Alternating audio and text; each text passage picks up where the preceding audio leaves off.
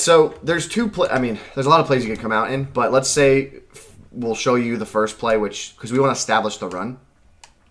So I'll come out in halfback counter weak. That's the play we would say we want to come out in. And this is just about reading the defense.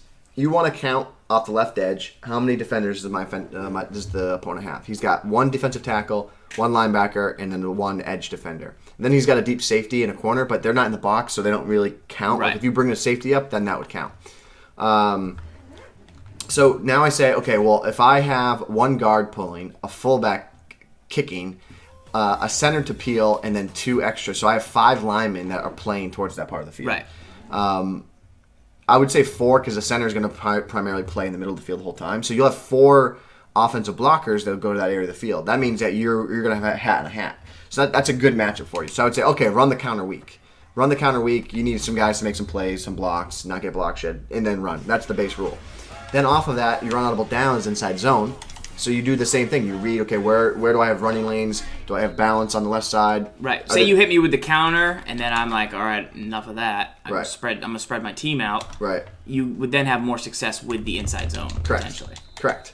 So that's where you get in the running game to work that. This formation has a stretch, it has an ISO, it has a toss.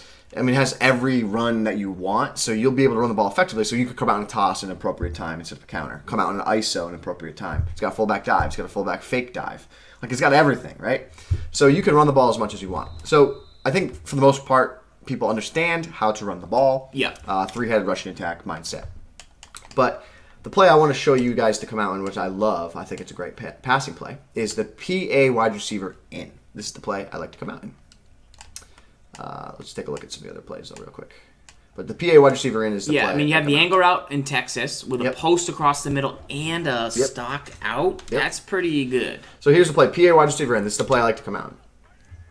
What I do now is I immediately go to a max protect because I want to get extra protection in the pocket because I'm really only looking to one guy on this play. So then I actually end up blocking the fullback too, and I get maximum results there because if I were to come out of the play and if I were to block Green and then I have to wait to then block Nix, so that's 2 hot routes technically.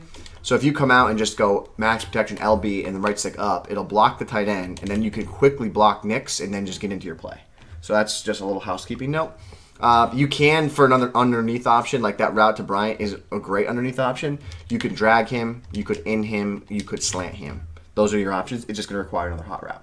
But the route we want to go to is Antonio Brown. This is the Z-spot route, right? It doesn't look like Z-spot, but it's the Z-spot route. Yeah. So you run the ball, you establish the run from this set, and it's a down inside pass lead, click on, and you go up with your big receiver.